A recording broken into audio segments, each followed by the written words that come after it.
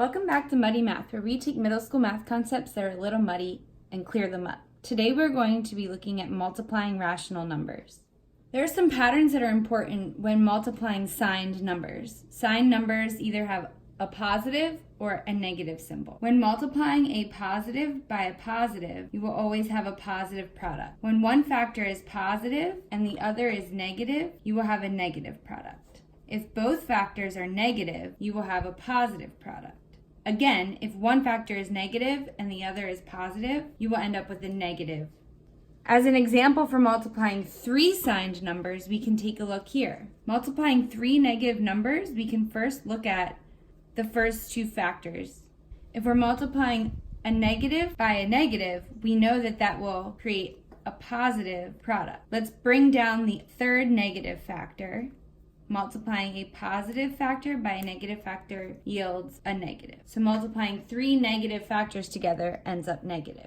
A rational number is any number that can be written as a fraction of two integers. Here we can see some structures when we're multiplying fractions. Say we have a fraction a over b, and we're multiplying a over b by c. We can rewrite this fraction many different ways. A times c over b, a times c over b.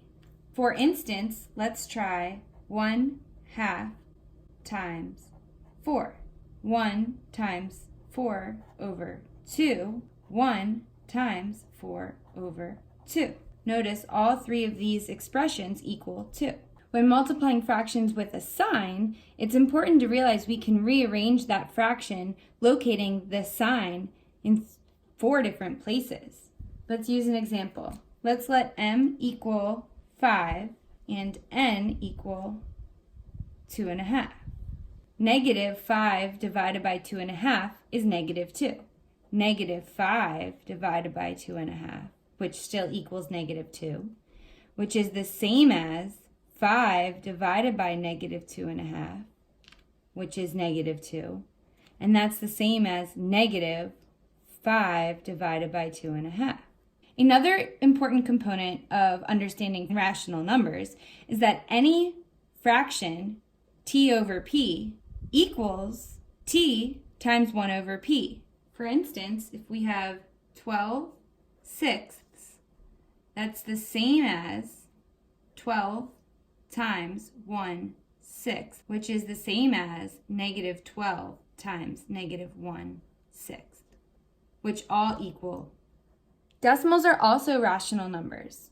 When multiplying two decimals, we need to count the total number of digits that follow the decimal point. In the case of 3 2/100 times 500, we have 2 digits after the decimal place in 3 2/100 and 2 digits after the decimal place in 500.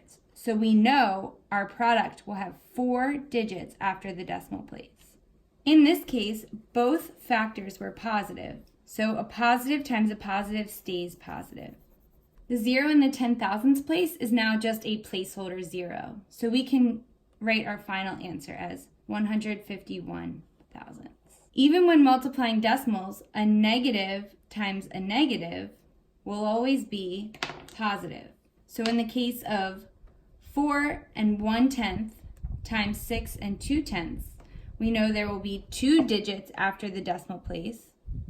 And we know that our final answer will be positive. So negative 4 1/10 times negative 6 2/10 is positive 25 4200.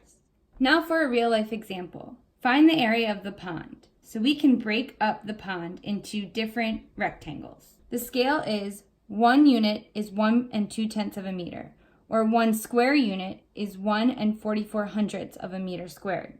Using the scale, we can either multiply the number of unit squares in each rectangle by 1 4400ths, or we can multiply the length by the width. First, let's look at this small rectangle. We can multiply 1 4400ths by 3. We can check if our answer makes sense by multiplying the length by the width. 3 6/10 times 1 2/10. Yes, we get the same result. It is of 1 2 3 4 by 1 2 3 4 5 6 7. So that's 28 unit squares times 1 4400ths. We get 40 3200ths. If we multiply the length by the width, 8 4/10 of a meter by 4 8/10 of a meter, we get the same value. For the pink rectangle, let's use the same method. 2 4/10 of a meter by 6 meters. We get 14 4/10 of a meter. Or, since there are 10 unit squares, this might be easier. 1 44 hundredths times 10. 14 4/10. This rectangle is double the pink rectangle. All we have to do is add 14 4/10 to itself. 28 8/10 meters squared.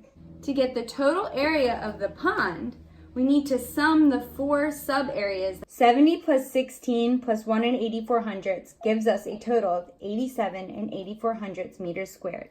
That is the area of the entire pond. As always, thanks for watching.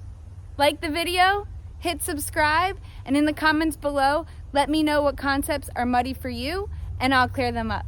Catch you next time.